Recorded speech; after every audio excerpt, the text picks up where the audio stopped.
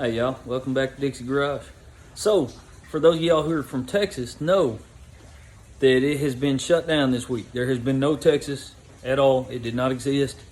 We took a bunch of snow days. No work got done. So, yeah, I had kind of an unwanted 3 or 4 days off. I'm not even really sure what day it is right now. But finally, everything's starting to melt, and we're back to it. So, gonna get some work done on this boulevard. Got the fender struts.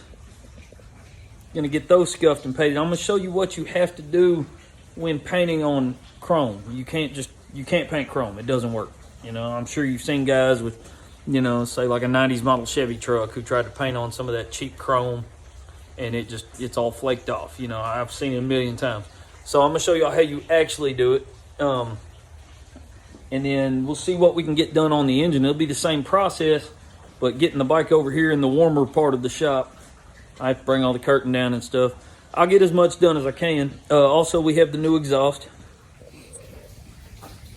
Went with like a flat black radius pipes. Everything, all the chrome's getting blacked out. You know, that's the style I like to go with anyways. So that's pretty cool how you chose that. And the radius pipes look great with the curve of that bike. Everything's real rounded and swoopy. So that's the way to go for sure. The seat, I've told him, eventually I get it rewrapped. He wanted to change it, but I was like, well, there's nothing wrong really with this seat. It's already a solo seat. It's wide, sure, but I mean, this is a wide bike. So I suggested, but it exceeds my abilities. Y'all have seen my interior skills. So but I told him what I would do is get like diamond pleat stitching. Like I told y'all, I like the diamond stitching. And but I would do blue and only on the top, not on the sides. I'd leave the sides just that clean flat leather. Yeah, man, take it to somebody, an actual interior shop. That's definitely not something I could handle. But since the whole top of the bike is blue, the top of the tank is blue, the top of the fender is going to be blue. Do that blue diamond stitching, it would tie it all together. But yeah, today we're going to be blacking out all the chrome. So how you actually sand on chrome? You can do either 180 or 320. I have 320 here. But you have to get, like, that's not enough. All that shine really has to be gone.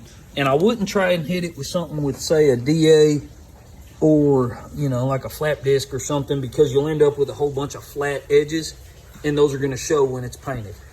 And so we don't want that. We really just want to get a solid scuff, but you got to get a good scuff to where you probably are going to barely be able to see the reflection. Always keep your cross pattern. Same thing. Some things never change no matter what you're doing it on. But let's see what this looks like after a minute or so.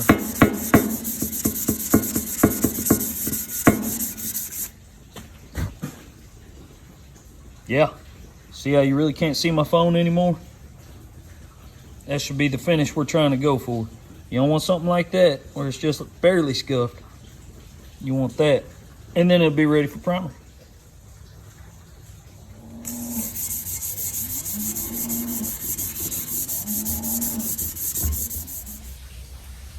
Also, for those of y'all who are regular viewers, a buddy of mine just sent me a tripod. So that's going to be pretty cool, man, because I always just lean it up against wherever I can find. You don't always get to see what I'm actually working on. I do what I can there, but, I need both hands most of the time.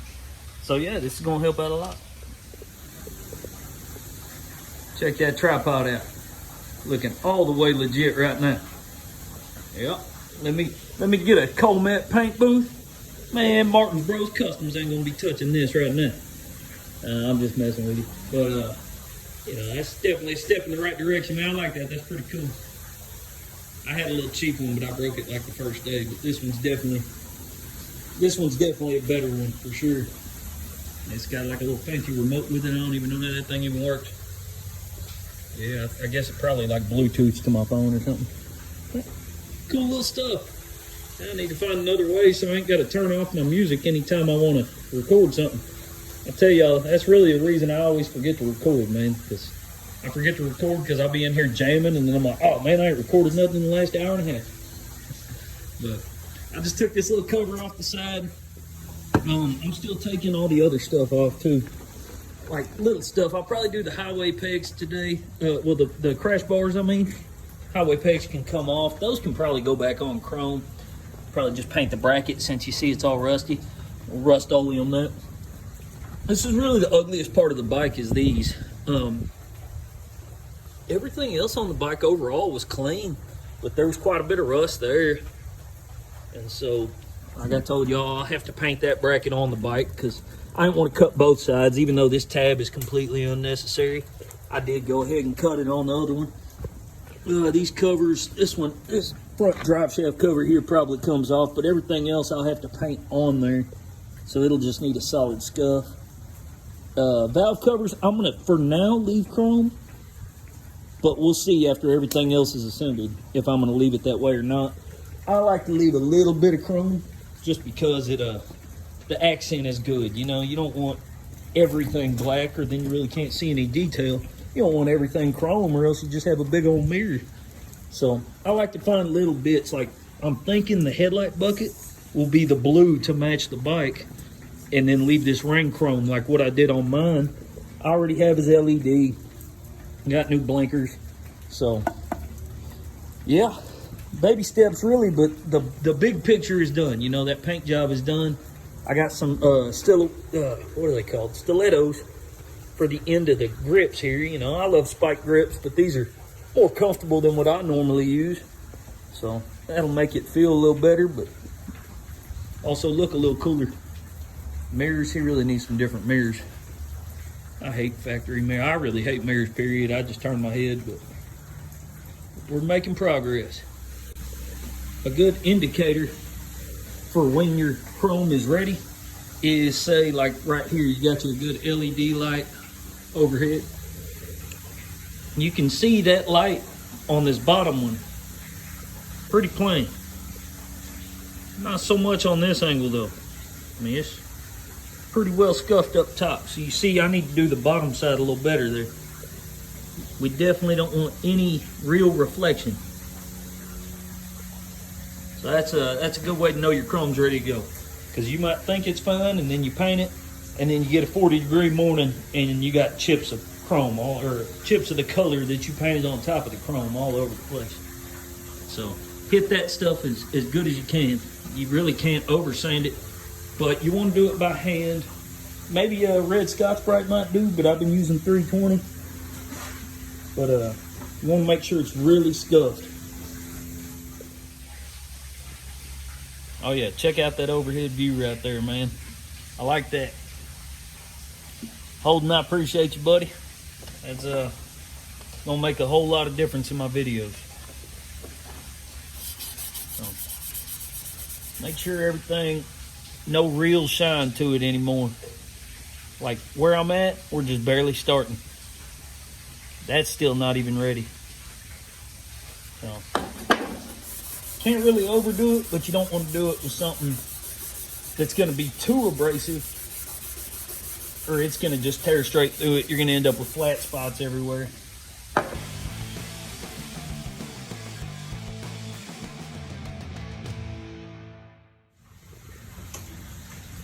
So that piece is about ready to go. This one's about ready to go. The problem for today is that all this condensation on the roof.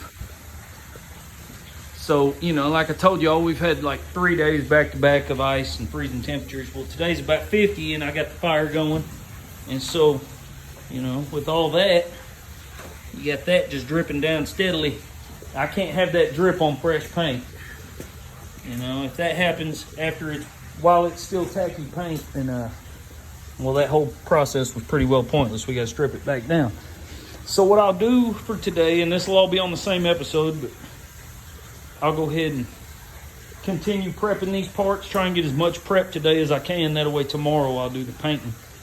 And that just means another day without a video. It's probably been like 4 or 5 days now. But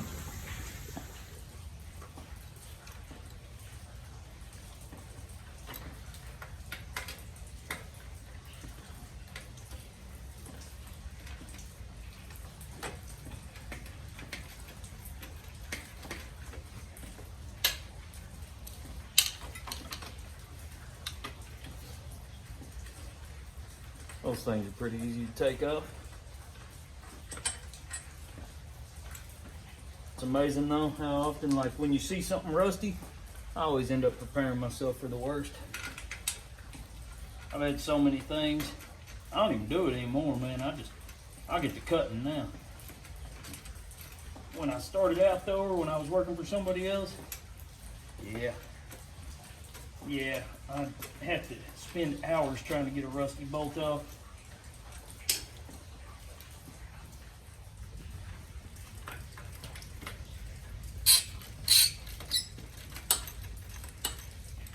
That didn't sound so great.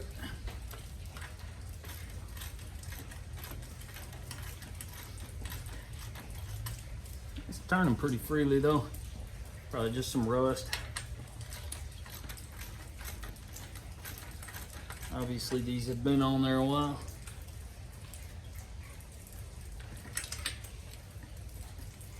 And that bolt is gone till the end of time. I will never find it again. Probably a good thing though. Way it sounded, it needed to be replaced. We'll go buy some new hardware.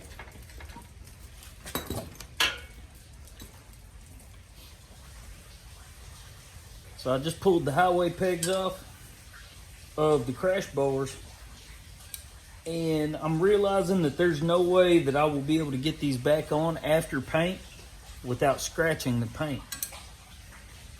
And so I didn't want to, just they're such a tight fit. You might notice that it goes like negative, and that's part of what helps it clench. So like it presses on there really rough. If I opened it wider, it probably wouldn't go on the same. I don't want to, I mean, it's all going black anyway, so I guess that's what I'm just going to have to do is paint it all at the same time. Just remove the actual peg off of there. So I'll take the end off. So with this, I'm actually going to hit it with the orbital sander. I started on it just to make sure that it wouldn't be too much. I have 180 on there right now. And I did it right there and it looks fine. So as long as I don't stay in one spot for too long, it won't leave flat edges, and we don't want to leave any flat edges. That's kind of why I didn't want to hit any of that other stuff. But these crash bars don't really matter as much, you know, and they're a rounded surface. But the 180 is perfect for getting the rust off, but not actually eating into the surface or eating past the surface to where it's going to flatten the edges out. So just keep it going smooth. Going like that, you never leave a spot long enough to actually eat it up. But yeah, it looks like that's doing real good for that rust right there. Keep going a little further and we might actually get through it, but I don't think anything less than 180 was going to do anything to that.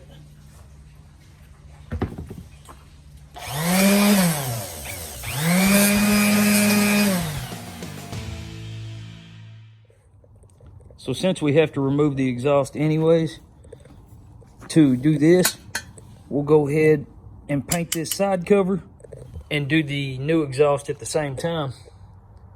And he also wanted these floorboards going. Yeah, so, all right, exhaust. You can see this, whoever put this one on, over-torqued the hell out of it. It shouldn't bow like that. It really just needs to be snug up on the engine. It doesn't need to be crazy like that. And so, like every other Allen head on the world, that is stripped out. That one, not crazy rounded, but definitely rusty. And those ones actually look pretty good. All right, and then on most of these, there's usually a support bracket. Here it is right here. May or may not need that on the new exhaust, we'll see. But yeah, all right. So take the 4 off of the heads first and go from there.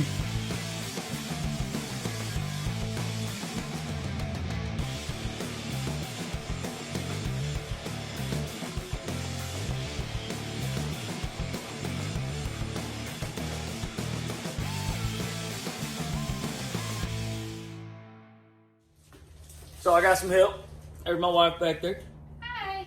And yeah, we got everything just about done to be able to do the back and the middle section of the bike. And all I'll have left after that is to do the forks and the headlight bucket and stuff. So basically, after today, all we'll have left is the front of the bike.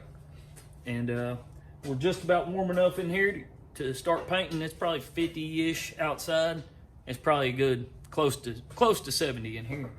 So there we are.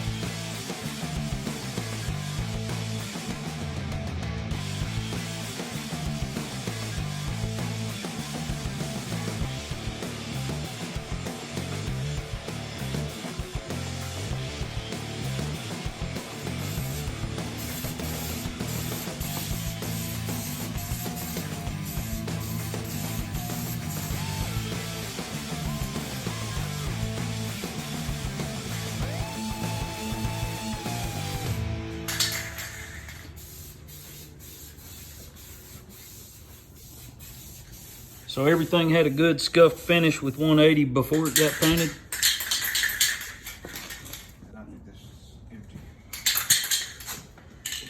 And he just went through a can of primer on the engine.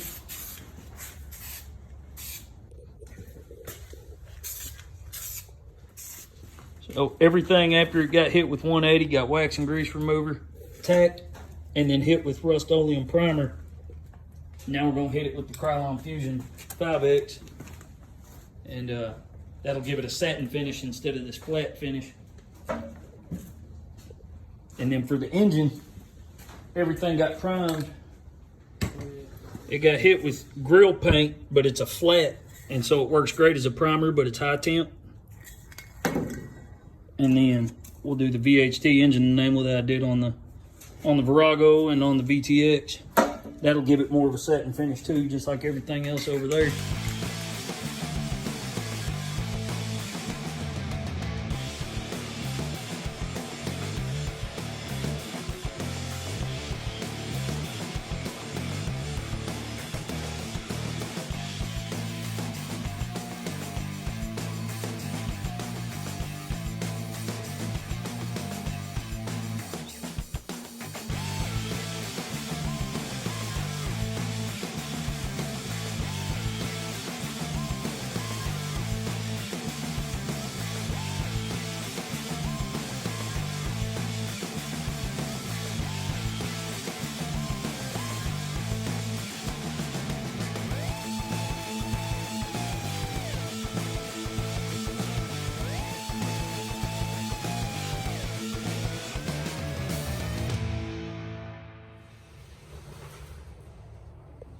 So that's going to be it for today. We got all the mid part of the bike blacked out. We got the fender struts blacked out. Got the new exhaust put on.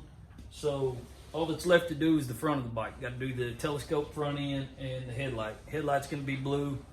And then we're going to do the ape hangers black. Going to leave a little bit of chrome. Going to leave the valve covers, the grips, and probably the front ring around the headlight is going to stay chrome.